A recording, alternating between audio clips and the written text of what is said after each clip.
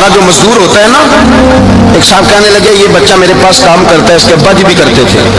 तो मैंने कहा इसका मतलब ये है कि तुमने आगे नहीं बढ़ने दिया, तुमने कहा मजदूर ही रहना सारी जिंदगी, यही रहना मेरे पास, आगे ना बढ़ना। मेरे मुस्तफ़ा करीम सैयद आलम सल्लल्लाहु अलैहि वसल्लम के पास जो लोग काम करते थे, मेहनत करते थे, मुशक्कत करते थे, हमारा मुलाजिम डरता है, कामता है, वो बात करता है तो साहब जी कहते कहते जुबान थकती है, 100 दफा मूड को देखता है, गालियां खाता है बेचारा, उसकी इज्जत नफ्स को उछाला जाता है, उसको रुसवा किया जाता है, और वो बेचारा रात को रजाई में मुंह देके रोता है कि यार मेरे नसीब सिर्फ इसलिए कमजोर है कि मैं गरीब के घर में पैदा हुआ हूँ।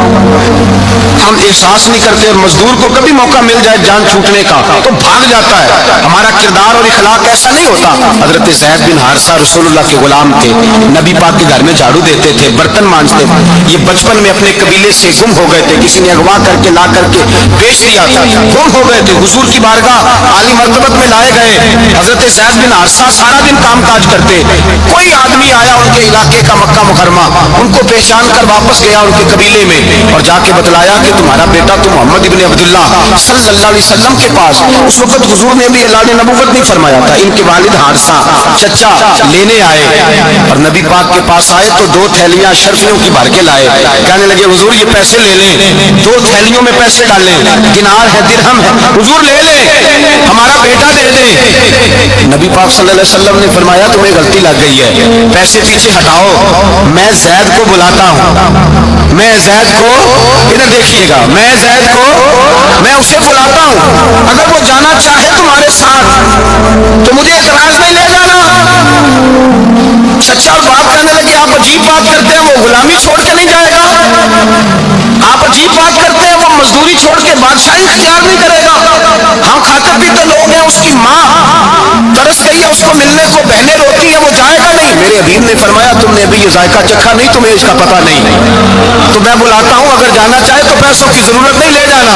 हजरत ज़ैद को पैगाम दिया, आए, हुजूर ने फरमाया वो तुम्हारे वालिद खड़े हैं, वो चचा हैं, लेने आए हैं। जनाब ज़ैद गए, बाप के गले से लगे, बिछड़े हुए बाप बेटा एक दूसरे को मिलके खोल के रोए, कहा बेटा तेरी माँ की आंखें पत्थर हो गई तेरा रास्ता देख के, तेरी बहनें तरसती हैं तेरे चेहरे के दीदार को, बेटा वो गलियां भी रोती हैं जिनमें तू खेला करता था, पर अब फिक्र की बात कोई नहीं, अब कोई परेशानी नहीं, मैं पैसे लाया हूं तुझे ले जाऊंगा।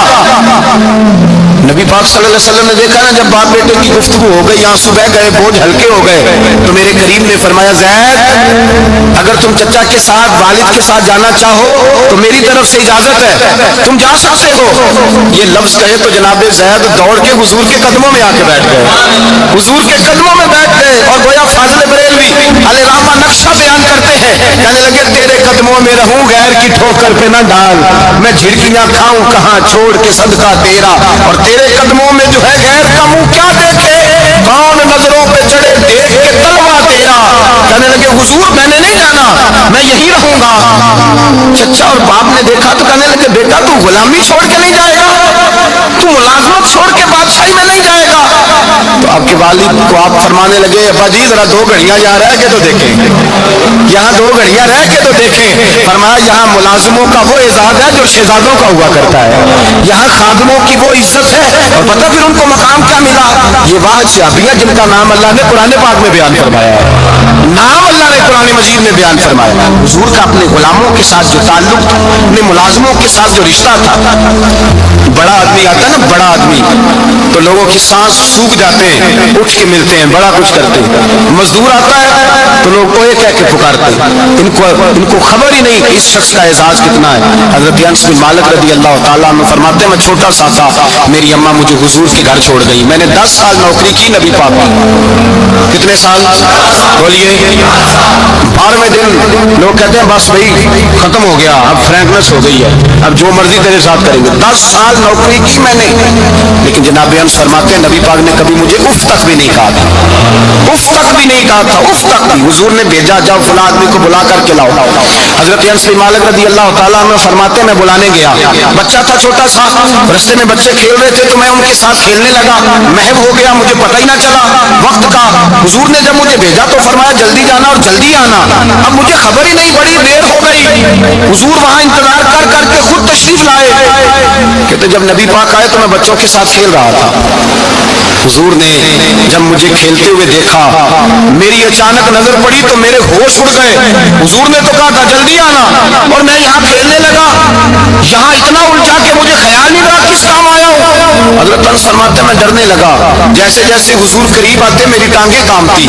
فرماتے جب نبی پاک قریب آئے تو قربان جاؤں معصوم آمنہ کے، فرماتے حضور نے میری گردن پہ تھپکی دی اور حضور نے ہنس کے فرمایا او بھائی لگتا ہے تو کھیل میں گم ہوا ہے، تو تجھے یاد ہی نہیں رہا میں نے کس کام بھیجا تھا، تجھے یاد ہی نہیں رہا. کہ یا رسول اللہ صلی اللہ علیہ وسلم میں بھول گیا تھا، میں ابھی جاتا ہوں. کیا انداز ہے، کیا شفقت ہے، کیا رنگ ہے. حضور میں ابھی گیا اور ابھی آیا. نبی پاک نے فرمایا نہیں یار تو کھیل میں خود ہی چلا جاتا ہوں، تو کھیل یہاں میں خود جاتا. یہ اعزاز، یہ فضیلت، یہ درجہ کس نے ذروں کو اٹھایا اور صحرا کر دیا، یہ کس نے قطروں کو ملایا اور دریا کر دیا، یہ کس کی حکمت نے یتیموں کو کیا در یتیم اور غلاموں کو دنیا بھر کا مولا کر دیا. یہ کس نے اتنا. میرے بھائی مزدور کو حضور نے اعزاز دیا. نبی پاک اپنے ہاتھ سے کام کرنے والے کے ساتھ اس نے سلوک کرتے، محبت کرتے، پیار کرتے. ایک بوڑھی اماں تھی جو مسجد میں جھاڑو دینے کی مزدوری کرتی تھی. کیا کام کرتی تھی؟ دعا کریں اللہ ہم سب کو مسجد کی صفائی کی توفیق عطا فرمائے. بوڑھی اماں تھی، مسجد کی صفائی کرتی تھی، نوکری کرتی تھی. بیمار ہو گئی، بخاری شریف میں موجود ہے. اللہ کے محبوب صلی اللہ علیہ وسلم روز تیمارداری کرنے جاتے. ایک وقت ایسا آیا کہ دن میں 2 مرتبہ حضور تیمارداری کرنے جاتے. ایک شام نبی پاک نے فرمایا اس کا انتقال ہو جائے تو مجھے اطلاع کرنا. صحابہ کہتے ہیں رات کے وقت ان کا انتقال ہوا، ٹھنڈ کا موسم تھا، ہم نے حضور کو تکلیف دینا مناسب نہ سمجھا، ہم نے دفن کر دیا. سویرے اللہ کے حبیب نے پوچھا تم نے مجھے اطلاع کیوں نہیں دی؟ حضور سردی بڑی تھی. کون جاتا ہے مزدوروں کے جنازوں میں؟ کون جاتا ہے مزدوروں کے جنازے میں؟ یہاں تو اب جنازے بھی سیاسی ہو گئے ہیں. اب تو کوئی بہت بڑا امیر آدمی فوت ہو جائے تو وہاں رش ہوتا ہے، وہاں رش ہوتا ہے. غریبوں کا تو جنازہ بھی کوئی نہیں پڑتا. حضرت جناب سیدنا ابو ہریرہ رضی اللہ تعالیٰ عنہ فرماتے ہیں حضور نے فرمایا مجھے اطلاع کیوں نہیں دی؟ تمہیں اس کے اعزاز کا نہیں پتا؟ وہ مزدور تھی مسجد میں جھاڑو دیتی تھی، تم نے خبر ہی نہیں دی. حضور وصال ہو گیا. فرمایا چلو مجھے بتاؤ قبر کہاں ہے. حضور سارا کچھ جانتے ہیں لیکن یہ ساری تمہید اس لیے بیان کی کہ ایک مزدور کی شان واضح ہو جائے.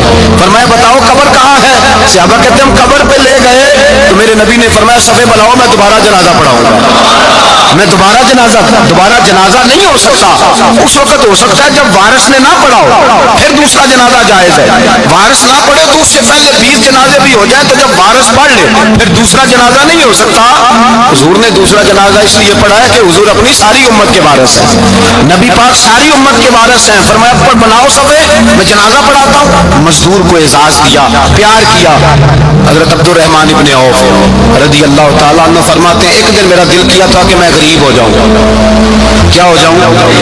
آپ اپنے لیے دعا نہ کریں لیکن حضرت عبد الرحمن ابن عوف کے الفاظ تو دہرائیں.